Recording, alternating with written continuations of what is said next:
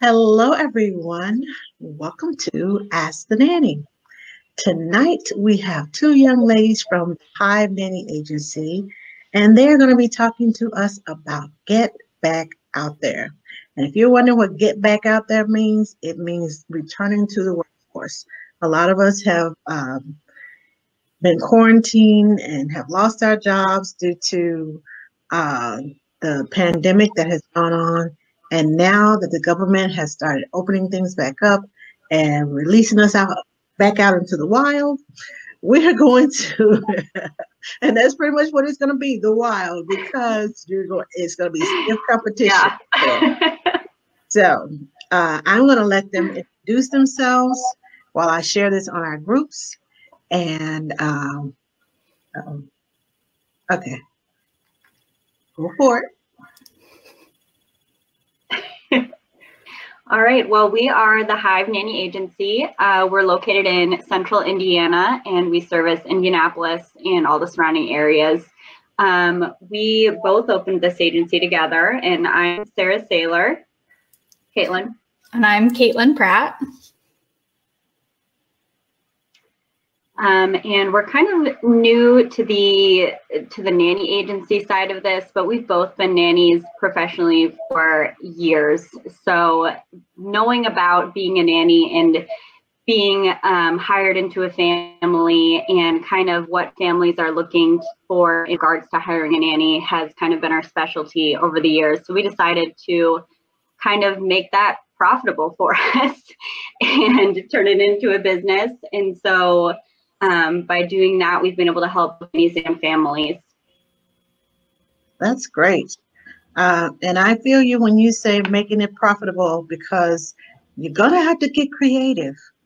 In times like Yes. these, you have to be creative. That's why we're having this show, Get Back Out There. Okay, so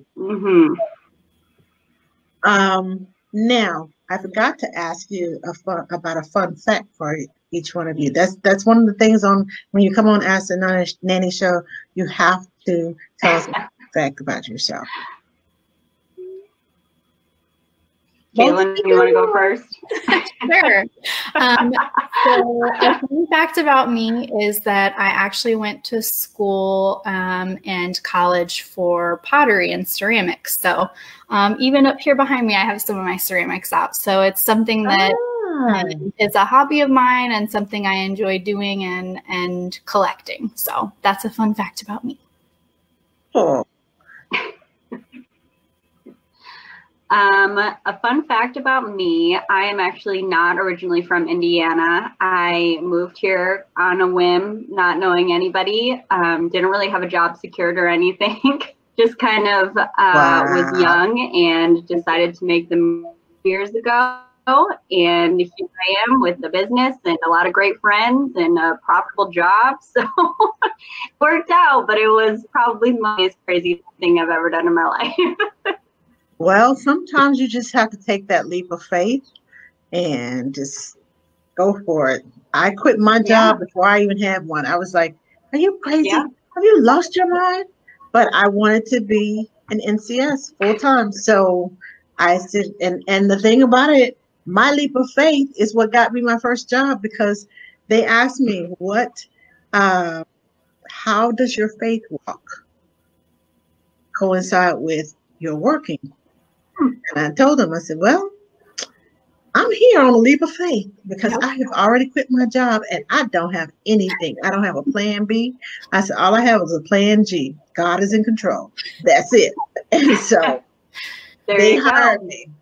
There you go. Sometimes that leap of faith. They love that. Yes, sometimes that leap of faith gets you what you need.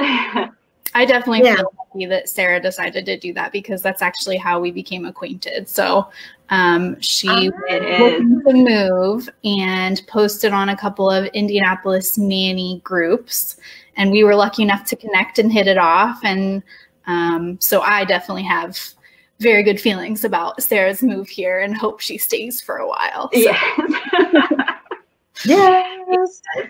Well, you all have a business together, so maybe that is a something that's Seal the deal. Yes. Keep you all together. We got to stick around for a while now. Yes.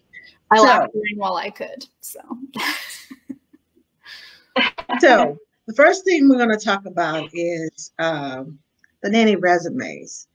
Before you get back out there, please get a resume.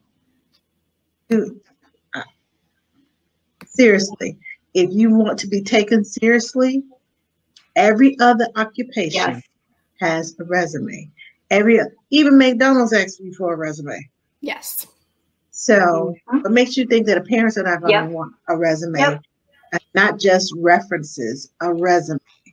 And if you don't have one, ask someone to help you with one. Something is better than nothing, but having it done right is best.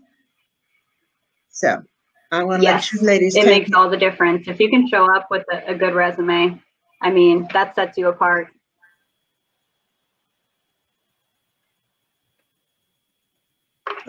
I didn't hear the last words you said. I'm sorry. Oh, sorry. I just said you need to have a resume. If you show up with a great resume, it totally sets you apart from the other candidates. Yes, it does. Yes, it does. So true. Now, can you all give us some tips about a great resume? Yes. So a great resume should be simplified and organized, very, very easy to skim through because you are talking about making a very quick impression. You may or may not be at an interview or in an interview with someone who's also trying to kind of wrangle their children or trying to get through an interview quickly so that they can meet a lot of candidates. And our two main goals as an agency are actually education and advocacy. So whether or not you are working with us, families or nannies, we are here to support the nanny industry and the members of our community. And we have made 1 million resumes for ourselves. We've gone over 1 million resumes for others. And would be happy to help in any way. And I'm sure that family or friends or anyone who has an outside perspective could look at your resume and help kind of streamline it and make it impressionable. Okay. Now, would you suggest putting a picture on the resume? Sarah, do you want to take that one? We've had some experience. So I think that So with our agency, when we get a resume, we redact information, and a photo is one of those things, just to kind of make more about, the person's qualifications and less about what they look like. But I will say my personal resume does have a photo on it, but that's because I'm not working through an agency to get hired, or at least I wasn't the last time that I was looking for employment, and they're going to see me anyways right then and there when I'm handing them my resume. So it doesn't really make much of a difference in that case. But as an agency, we will usually redact that and let somebody meet the nanny face to face before they can kind of judge somebody based on appearance. Just to make sure that things are being looked at on more of a professional scale. And also, if we're sending multiple resumes at once and one does have a photo, one doesn't have a photo, that can kind of be a sticky situation for us because we have had experiences where potential employers have turned down candidates based on their photo either on their resume or on their social media. If they have looked up and found this person online, we talk to our nannies very seriously, and we work on our own profiles regularly because social media is and will be a huge hurdle for interviewing and keeping positions. So to kind of ease that situation, we redact photos when we are sending multiple resumes out to families. It not only levels the playing field, but it also protects us and protects our nannies.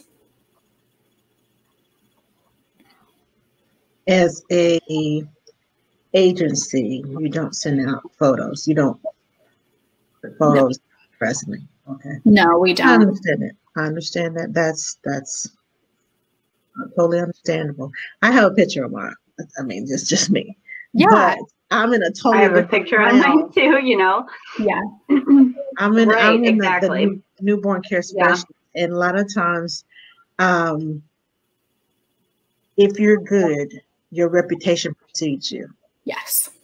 And like you said, people will stalk you on Facebook. I have had people stalk me on Facebook to see who I am. So me having a picture on there or not, they have found you. They know you and will give you details of things that you have written on Facebook. Oh yeah, they'll look. Especially if you have. I've had lots of employers say, we hired you because we looked at, you know, your Facebook and you seemed like a good person. Like you didn't seem like you were crazy. So, I mean, definitely people are looking all the time, whether you're employing a nanny or employing somebody, you know, from any other occupation. People look you up on Facebook, on Instagram, any social media. Yes. And there are definitely a lot of issues that we've faced with our nannies asking. Not a lot of issues, because once we noticed it, we kind of nipped it in the bud. But we did have an issue where a nanny asked us, why wasn't I considered for the position? And we were honest about what the potential employer told us. And we did not agree with the potential employer. But that was hard to hear as a nanny, that someone had chosen someone else over you because of your photo. And it wasn't a great experience for that nanny or for us, and also for the family, because we let them know, hey, what you've said and done, we don't agree with. We respect your rights as an employer to hire who you would like to hire. But on the other end of that, what our solution is that we will no longer show you photos of candidates to prevent something like this from happening again. Okay. Carrie said, I look up potential employers on Facebook if I found individually, non-agency related. So I know who I'm supposed to be meeting. I do too. Yes. Yep. I do too. So it goes both ways, people. It goes both ways. I totally look up to families. Yes. And it goes both ways for sure. I saw a picture the other day of a nanny, and my first instinct was to tell her, if you don't take this picture down and you expect to get a job, I was just like, really? Seriously? Yeah. Because you got to do that too. Yeah. I mean, if you look more like a porn star than a nanny, then you're probably not going to get the job. I'm just saying. No. And it also bothered me, because this is my profession, and this is what you portray as your profession. And you don't have to look like $1 million or a CEO of a company in your Facebook profile, but you do need to project an air of professionalism. Yes. Especially, I think, when working in the childcare field, there's something I think probably more calming to parents to see somebody who, you know, maybe is a little more put together, or at least appears. Well, I've even told, I know there's nothing wrong with having a bathing suit. There's nothing wrong with having bikinis and all that good stuff. Mm-hmm. But when you're on your Facebook page and you got your back to the camera and your head is over your shoulder like this, and your long blonde hair and your sunglasses, and you're in this striking a pose, and you want to go work with a newborn care family, mom has just had a baby and is probably insecure about her body. She is not going to let you in her house. I'm sorry. I don't care how good you are. Yeah. When she sees that picture, she's like, "Oh no, this woman is not coming in here and snatching my husband." And it's not. It's a subconscious thing. Yeah. Because what So woman wants another beautiful woman in her house, and I'm feeling like a whale? yeah. And you coming in, and you're gonna be around my husband. You're gonna be around my child. You're gonna be working in my home and meeting my friends and family. It's unfortunate, but it's a very real concern, whether they voice that to their nannies or not. You're entering into a very sensitive and intimate position within a home as an employee, and parents very are personal job qualities. Yes. We have a question from Benita. She wants to know, what's your take on adding references on your resume? Personally, don't, because I don't want families called relentlessly. Me too. You get my my references. I personally, yes. I will usually give references after an initial interview if I feel like it went well. Then I'll send references. Us with the agency, we call references ahead of time, so the families don't get the references unless they specifically ask for them. But the whole reason that they're hiring us is so they don't have to do trivial things like that, and they know that the nanny's got a background check. We talk to references, etc. I actually, to add on to that, I had an experience recently where my references, I had too long of a list, which sounds strange, but knowing Sarah and other professionals in our industry, I have a list of usual references I send out. And it was suggested to me that maybe I should alternate which ones I give out to people, which was a really good suggestion, because listing them on your resume makes them semi-permanent, and someone could call that family multiple times depending on how many agencies you're sending it to. So maybe holding off on adding them to your resume, but sending them along, and then maybe alternating which ones you're sending would be, I think if we saw that as an agency, it wouldn't be a red flag at all. It would just mean you've got different references for different occasions. Yeah. Okay. Yeah, I like that idea a lot.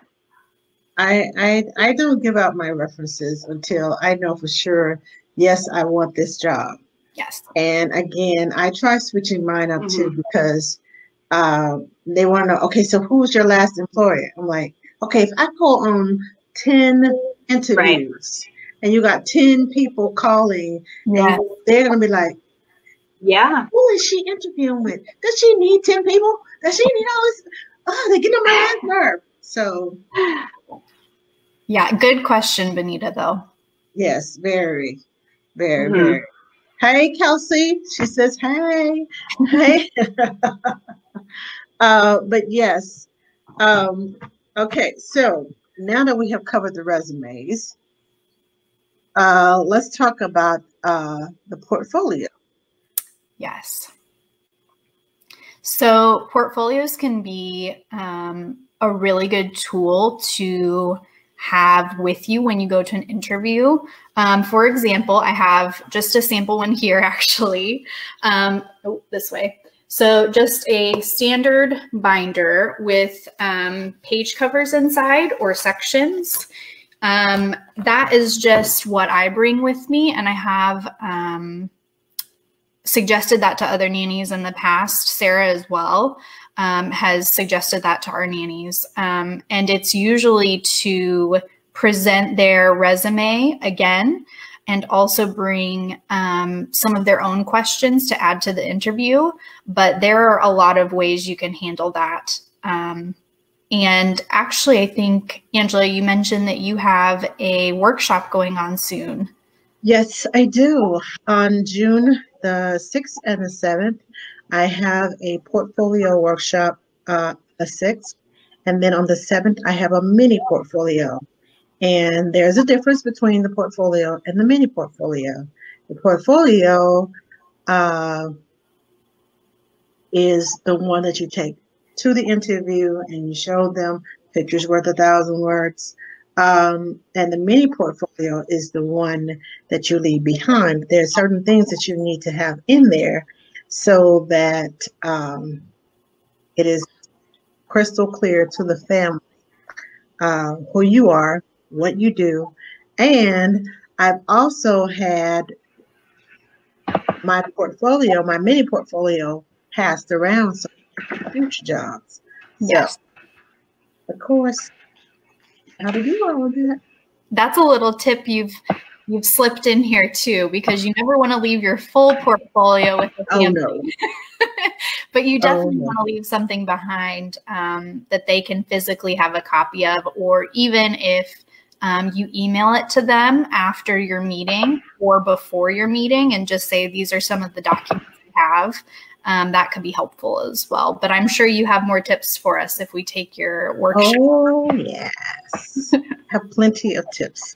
It's a workshop that I taught at Nanny Palooza last year. And I got a lot of feedback from it. I'm sure. And I was just like, okay, so this works. So my idea is not so crazy. No. But I've got a lot of feedback then, and I've got a lot of feedback since then of nannies who took the class and actually used the information and got the job. So, yeah, it works. Oh, yes. Portfolios are another thing that really sets you apart. I have one that I would bring on interviews, and I'm pretty sure Caitlin has one too, but I would be interested in learning about more things to go in it. But for me, I have like my resume, I have my references, I have like my CPR, first aid, AED certification, any other certifications that I put it in there. And I just kind of hand it to the family as I'm sitting there in the interview so they can look.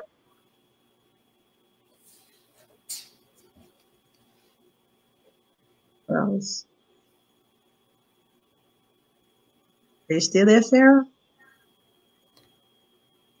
I think she froze. I know. I think some of the other things that we look for from our nannies to add to their portfolios are letters of recommendation and things like that we can kind of collect as an agency to have a little bit of a portfolio of our own for our candidates. So I think maybe that may be the direction Sarah was going in. I'm not sure. Yes. Caroline, yes, the portfolio classes are going to be online. If you go to the Ask the Nanny page and look under events, they're the first two events that will pop up as the portfolio and the mini portfolio. You can sign up there. And if you take both classes, if you take both workshops, there's a $10 discount. Ooh. For both classes. I tried to make them as affordable as possible because I know we are all getting back out there, including me. So, yeah, we're all getting back out there. So we all need to, each one reach one, teach one. Yes. We have a couple comments from Meg. Hi, Meg. Yes. She is a good friend of the Hive Agency here and has helped us a lot with our marketing materials and has done a beautiful job. So we appreciate her listening in. Sarah's also worked with her directly to find a nanny for her and her family before we were officially an agency. And she also commented that from the family and employer perspective, I love the idea of a mini portfolio. So. Okay, we had another,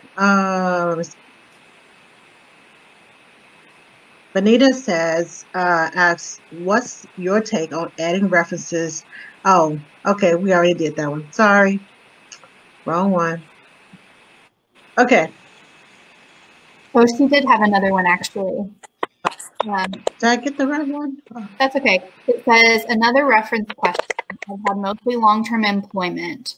Friday, I was let go. I'm so sorry, Benita. Not in a pleasant conversation on their part. How do I go about addressing that with a potential new family? Pleasant conversation. Yeah, that's a good question.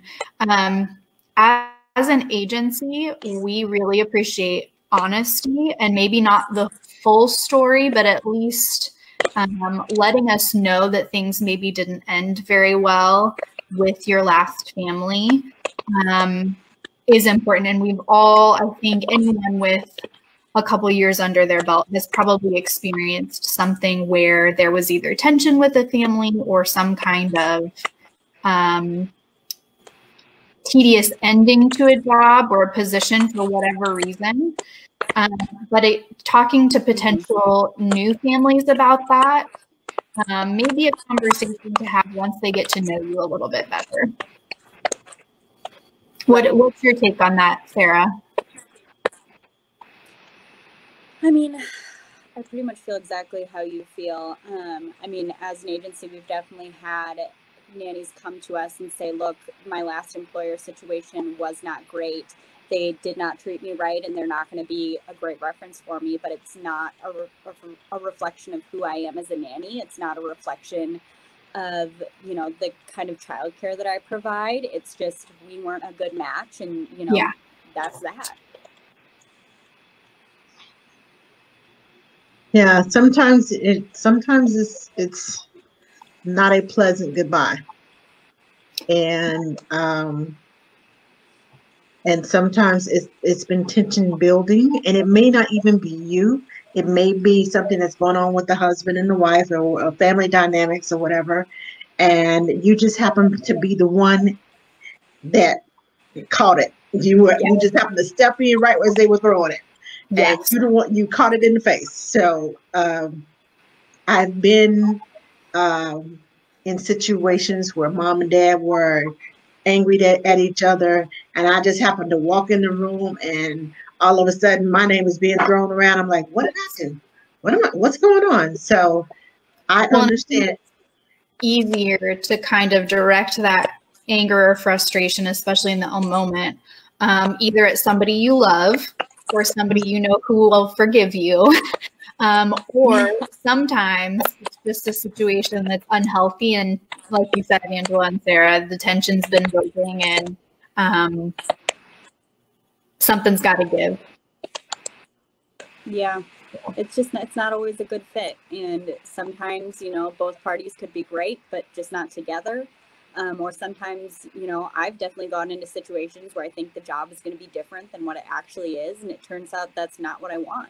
Yes. And so, you know, maybe the family is not so happy that I ended up putting in, you know, my month notice. But, you know, it is what it is. I can't, you know, sometimes you just have to, again, know your worth, just like your last segment. Yes. And realize that it's not worth your mental health. It's not worth, you know, being taken advantage of, and it's not worth just not being happy going to work every day. Yeah. And taking that into a new interview, that kind of mentality of frustration or deflection, or even maybe putting that in the back of your mind rather than the front of the conversation is helpful to you. Again, as an agency, the things we do and take from our nannies is a little different than if we were personally going into someone's home and doing an interview, because we want to know everything. We want to help. We truly, truly believe in education and advocacy. And if that's something didn't go the way it should have on either end, we want to know that, and we're sympathetic to that because we've all been there. I say focus on the positive. Yes. Carrie says everyone normally puts their best foot forward the first couple of weeks and months. Can be hard when the true colors come out. Yes. Oh, say that again, Carrie, for the people in the back. That is so, so true. And that's why I don't know how you get it, if you can get it. I just say there is a sense of discernment when you walk through the door. There has to be.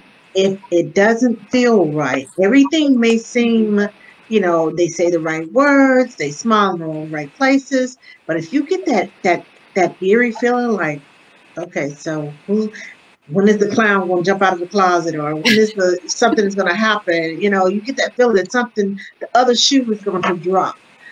That's probably not going to be a good fit for you, even though they're talking everything right. Sometimes when you get that feeling, listen to it. And part of our process as an agency is to really get to know our families and our nannies on a personal and professional level.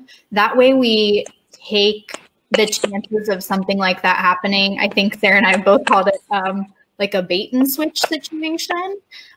We kind of take those chances down by making sure that we feel as professional nannies that the nanny we're placing would be a good fit and would adjust well.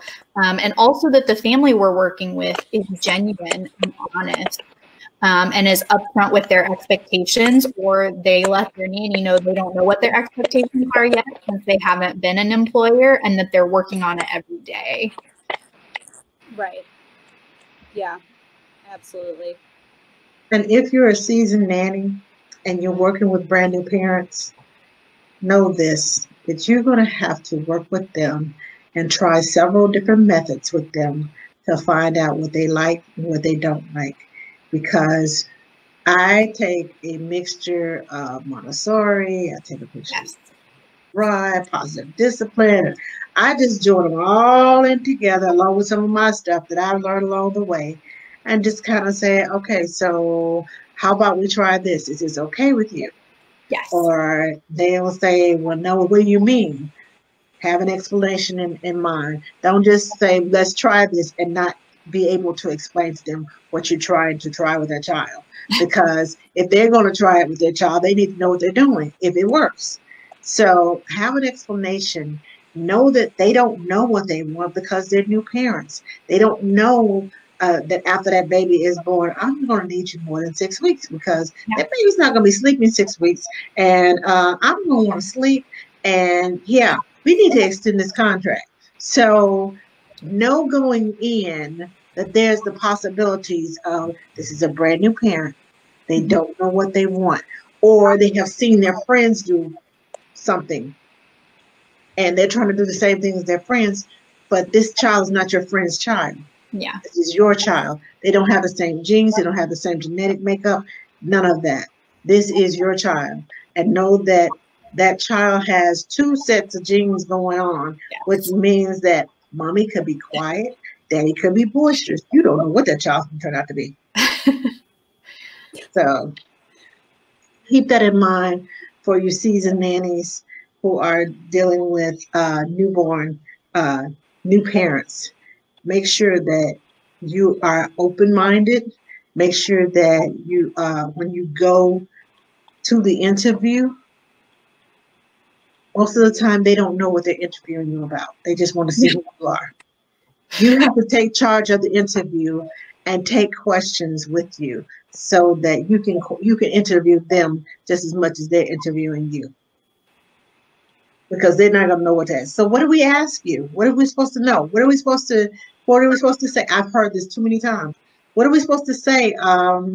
So do you have any questions of us? And that's when your opportunity is to find out from them. Definitely. Sarah, you have a list of questions you ask families for your own personal edification at interviews, correct? Yeah, I do. I kind of narrow down what are the most important things to me, and I kind of, in my mind, ahead of time, figure out what I can be flexible on. Some things that I know for sure that I always want is to be properly taxed, so W-2. I definitely always want guaranteed hours, so I'm paid even if the family goes on vacation or doesn't use me the full 40 hours that I usually work.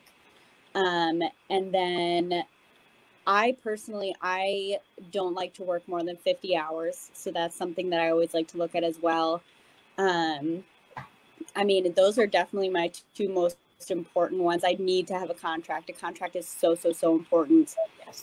Vacation time is another thing to consider. And the good thing about working with us as an agency, and just the Hive specifically, is that we have a contract already made, ready for our nannies. And it includes all of those things, so you know that you're not forgetting anything, which is really nice. And then if there's anything in there that you're like, you know what, I don't really care about this, I don't need this, we always are willing to take things out as long as it's not a law. But anything else we're willing to tweak for either the nanny or the family. But I mean, as a nanny, what more could you ask for if somebody's already going to create, you know, the perfect contract that has everything that you could possibly think of and then some in it already for you?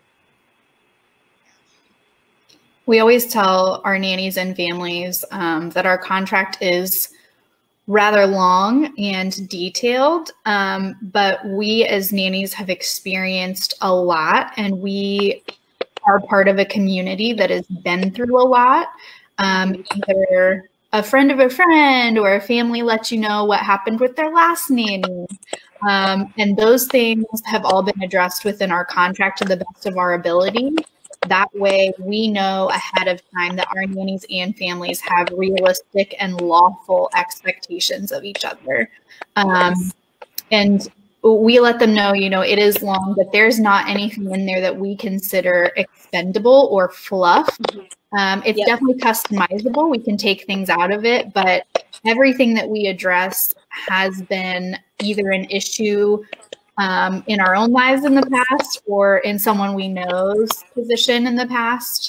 So having a way to kind of get that out in the open beforehand, you know, like all of the details can be addressed within a contract. That way the expectations are very clear. Right. Or, you know, another thing is that we just want to put in industry standards. Yes. And a lot of families don't understand what the industry standards are. And maybe that's just because they have never had a professional nanny in their home, or they've never had a nanny at all. Or, you know, they've been using their 17-year-old neighbor for childcare, and she doesn't require things like that, you know?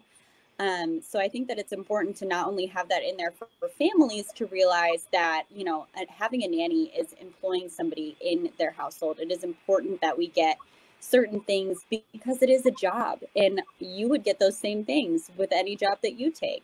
Absolutely. So, you know, I think that's important too for families to realize that. And then also there's a lot of nannies that come to us that don't realize that they're not getting what they should be getting. No. And they are shocked about our contract, and they see that we have things like guaranteed hours and vacation time and things like that in there. And they are just shocked that or that the is appropriate amount of vacation time or the appropriate pay. You know, you're not just being paid, you're being paid what you are worth. Which is, first of all, your weight in gold as a nanny. I can attest to that.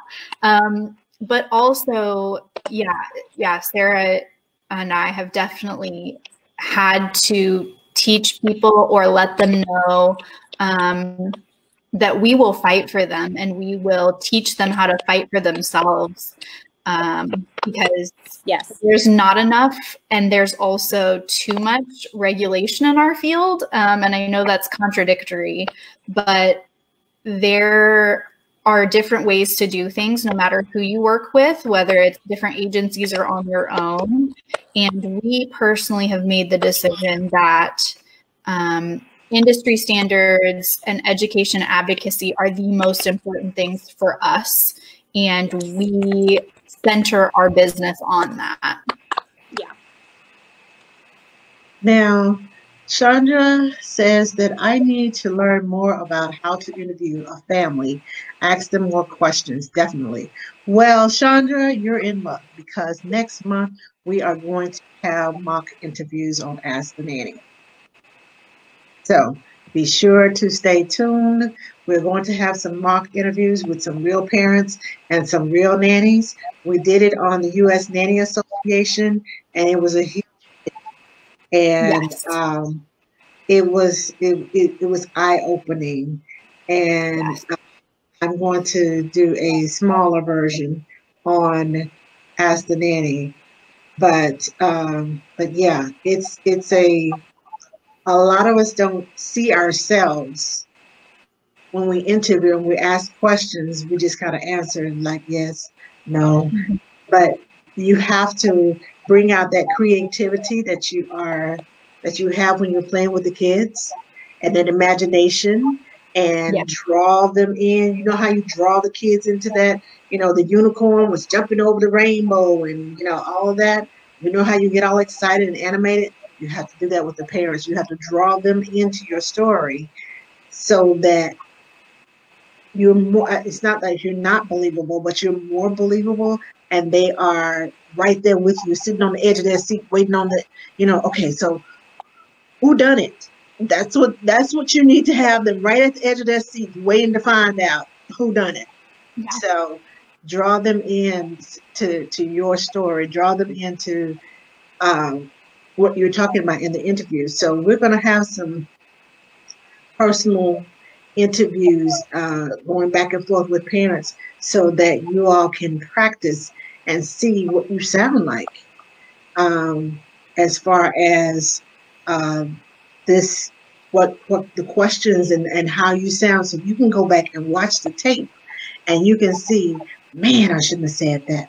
Oh, I should have said this. But because it's always, hindsight is always 2020, and you never, half the time you're so nervous and you're so focused on getting the question right that you never see, this is what I said and this is how I said it. And man, if I had just said this or said that, or tweaked this or tweaked that, then I probably would have that job, or I probably would have been better for me had I known that. So that is the plan for the month of June. Stay tuned for that. Benita wants to know, what are industry standards, though. She said, I've called 2 agencies asking if they accept families who pay under the table, and they do. Sarah, you want to take that one?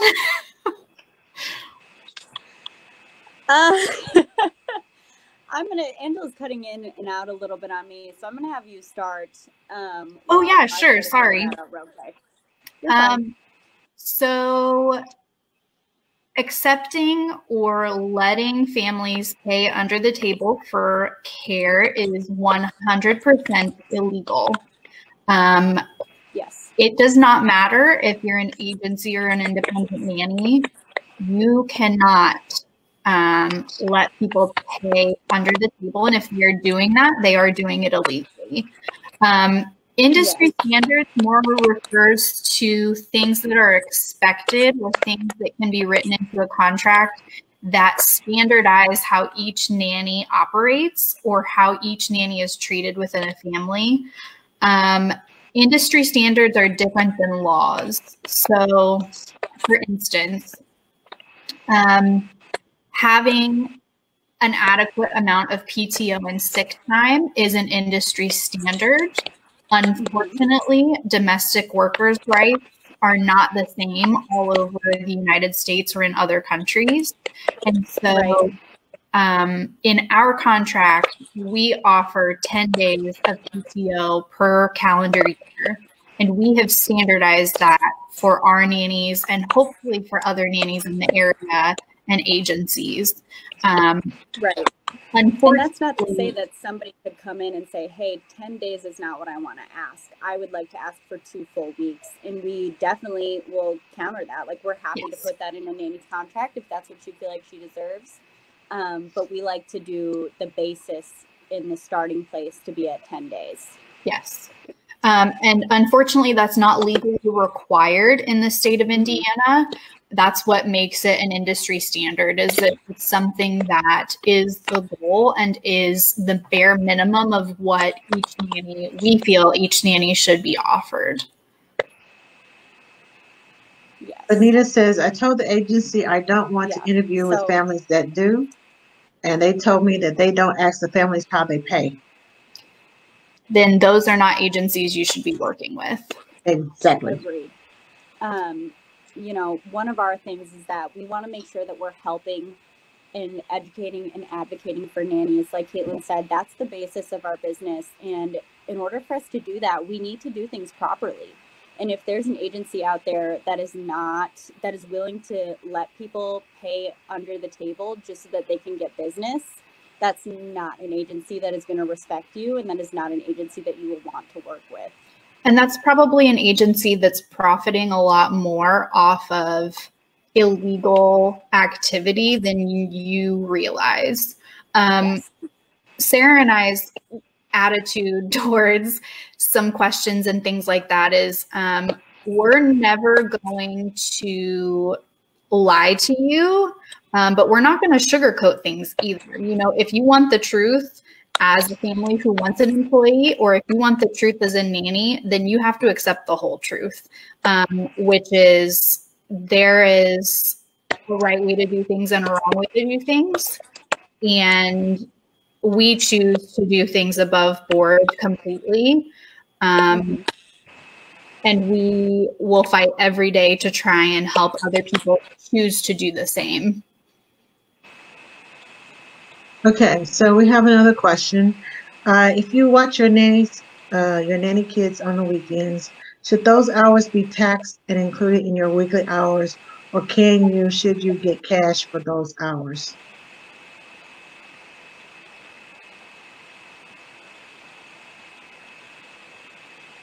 Hello? I'm still here. Sarah, are you there? Yes, I'm still here. Okay. Can you hear me and see me? Yes. Yes. Okay. Yes. Angela still cuts out for me a little bit. So I'm sorry. I was just asking a question. But I can hear you perfectly, Caitlin. Okay. Well, the question is on the screen. Yeah, she was reading Haley Britton's question. Thank you for tuning in, Haley. Do you want to field that one? So I will have to say, since I'm not originally from Indiana, I'm still kind of getting a grasp on how many hours you technically have to work before you get taxed.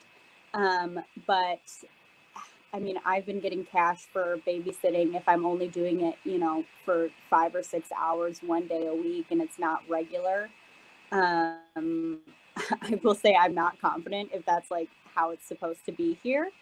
I do know that there is a certain amount of hours that you would have to work with the same family in a week in order to be a W-2 employee.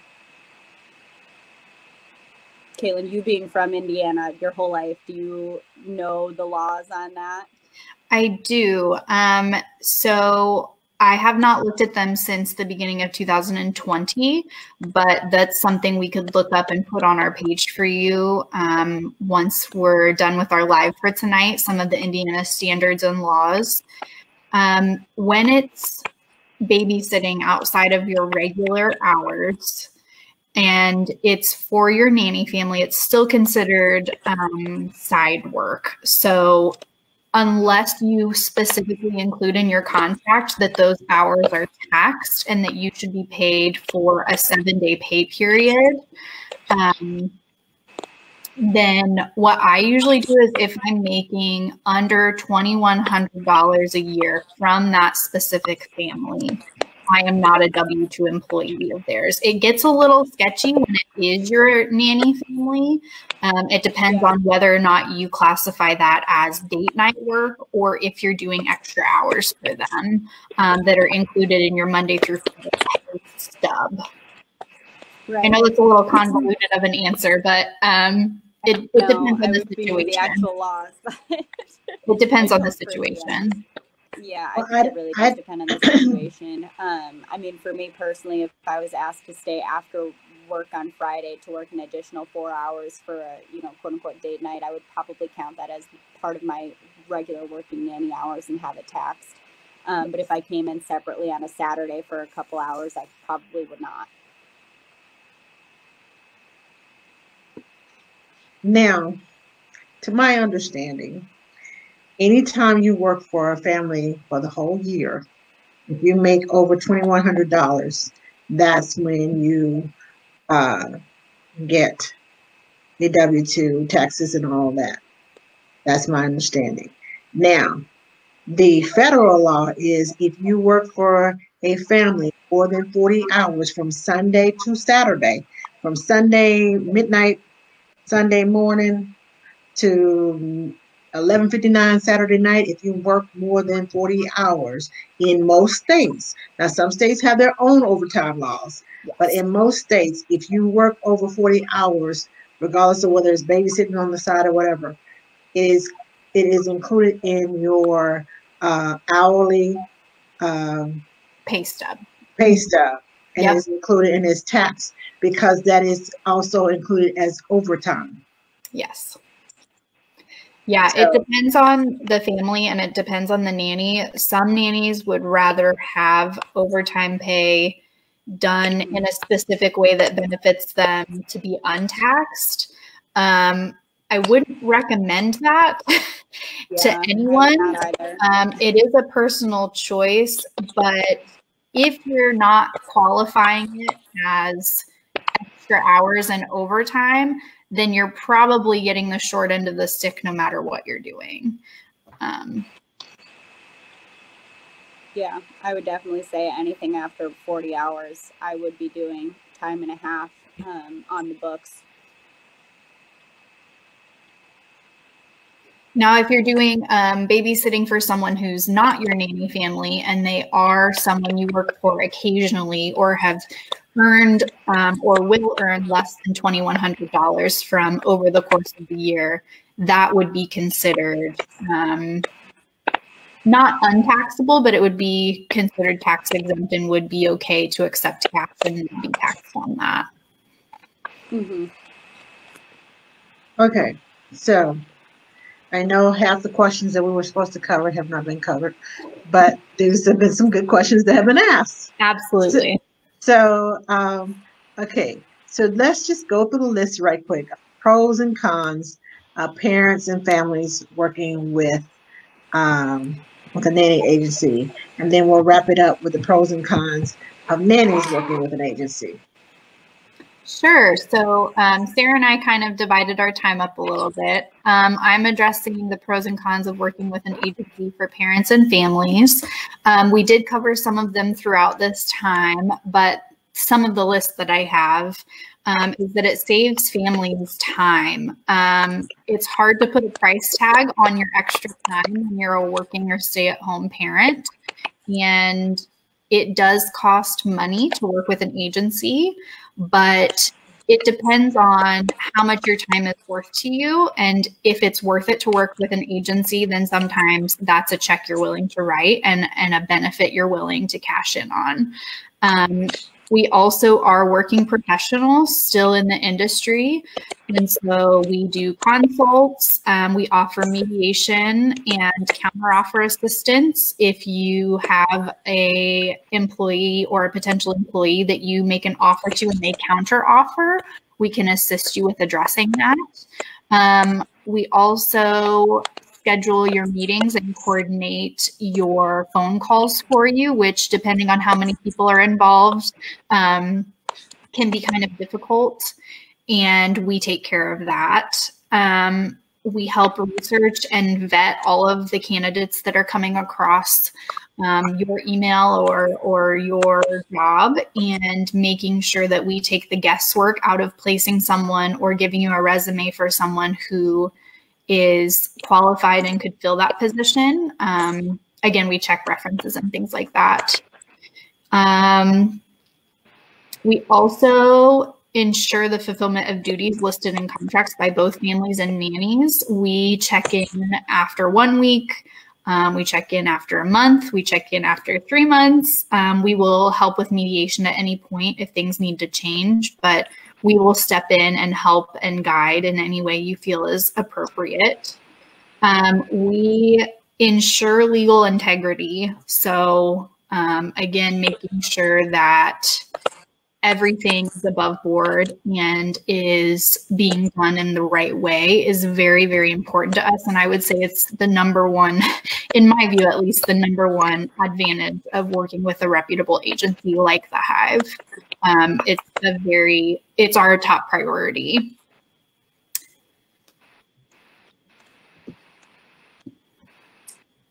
Yeah. So, I mean, those are all, benefits for families. When it comes to being a nanny, I think the number one thing to remember when you're working with an agency is that you literally have nothing to lose. You have everything to gain and nothing to lose, because we're not going to charge you to help you. We want to help find you the perfect family. Now we might have to give you a little bit of tough love when it comes to making sure that you are prepared for an interview, or you have a proper portfolio or resume. Or, you know, there's definitely a chance that maybe you're brand new to the industry, and we might need to kind of let you know what to expect and help guide you to the right starting point price-wise for you. But I mean, that's just all part of working with us. We're here to advocate for you and make sure that you're getting the things that you want out of your job. For me personally, I know that there is nothing better than waking up and not dreading going to work. And that's kind of been the basis of me finding my families for a long time. Is like, I want to feel a connection with them, and I want to wake up every morning and not hate my job. So, I mean, my goal is to help every nanny feel that way. And if you don't, then I'm sorry, that stinks, because I have worked with so many great families, but I have also worked with, you know, a few that maybe weren't right for me. And maybe if I had worked with an agency like ours who really puts nannies first, that would never have been the case in the first place. And then some of the other things that are great about working with an agency as a nanny is that we understand the industry norms, like I said, and we take care of any negotiations that you want to do. So it's less awkward for you to sit there and try to negotiate your worth with somebody who originally offered you something else. We take care of, you know, any kind of negotiations like that. We go back and forth as many times as we need to. We've definitely done, I think the max times we've gone back and forth is like 5 times. And, you know, of course, if things don't work out exactly how you want, that's why it's important to know things that you're flexible on.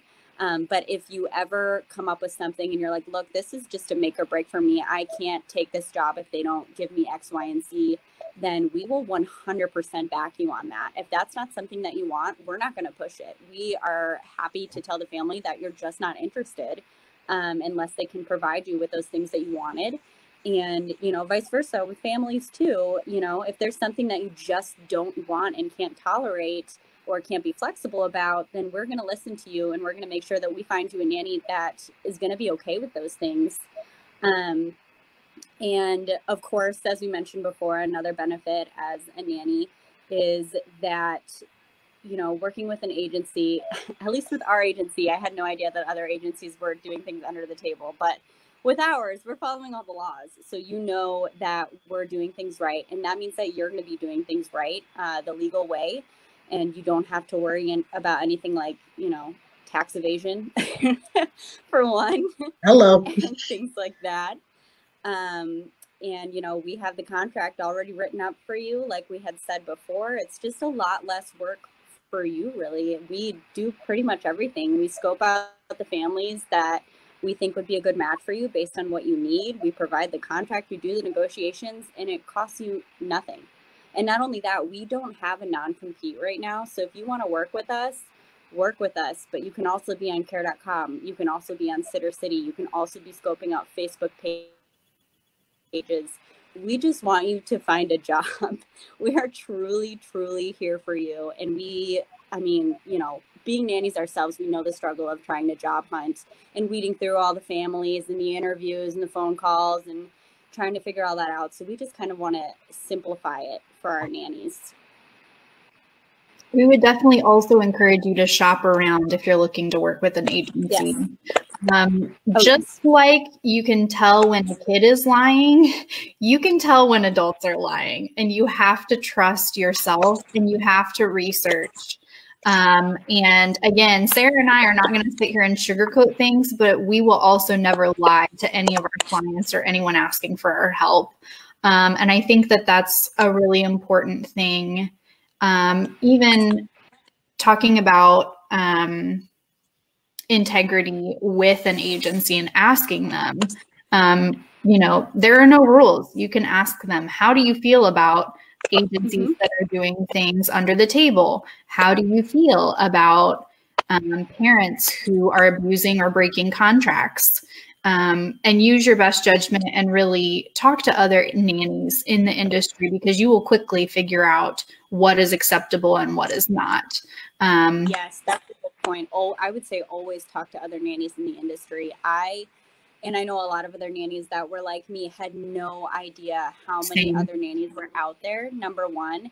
And not only that, what the standards were. I was being way taken advantage of with my very first nanny job. I mean, I was too. Under the table, such a low amount of pay per hour. I had no clue. And talking to other nannies and finding my community has been a game changer. Yeah, for sure. Yeah. Thank you, ladies, for all the information that you all have provided with us. Chandra said that she's a new nanny. It's her first family. She's been with them for 4.5 years, and she's recently wondering about an agency, and she's so glad she's here.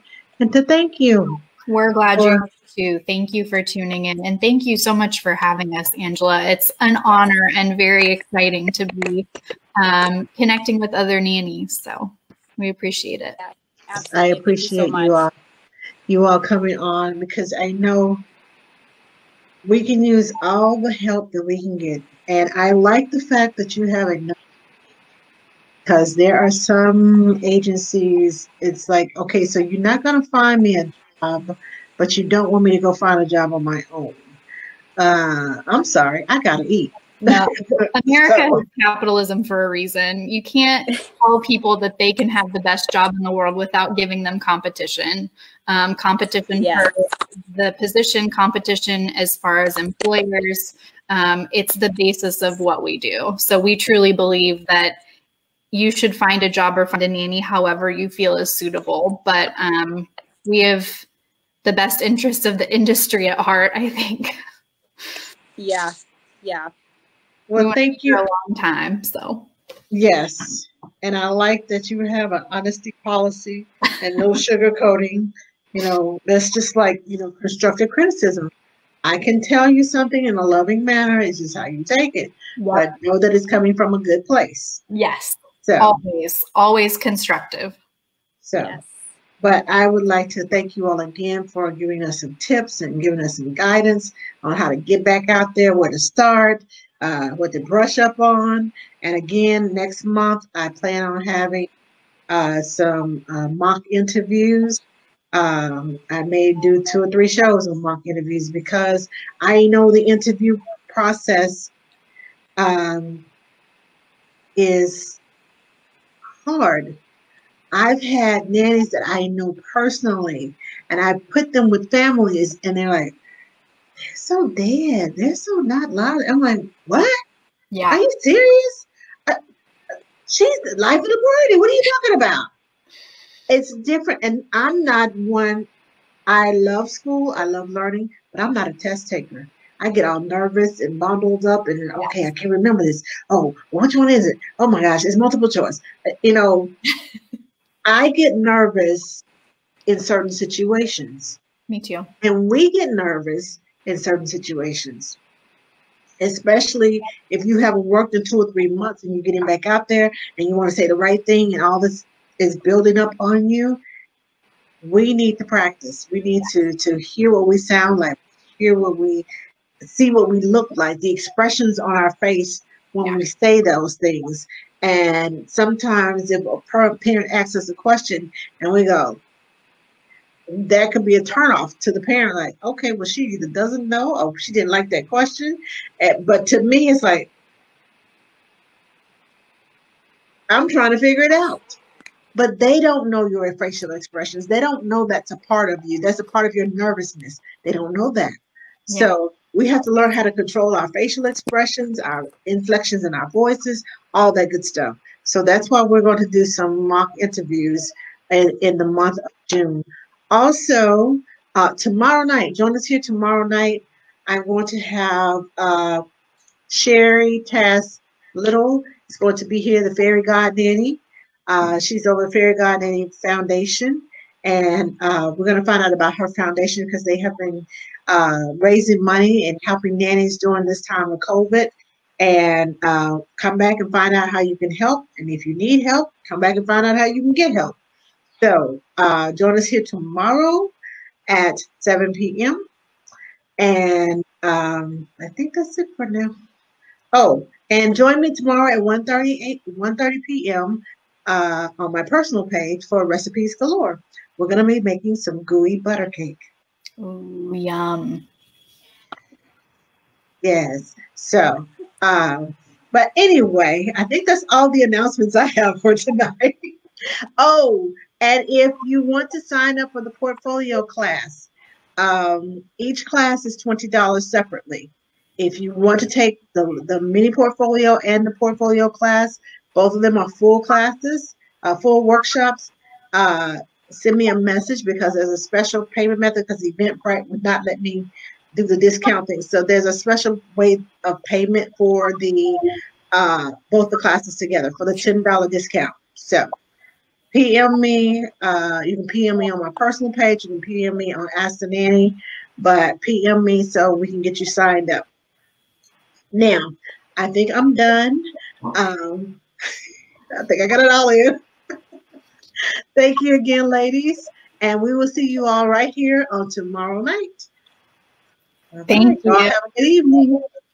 Thank you.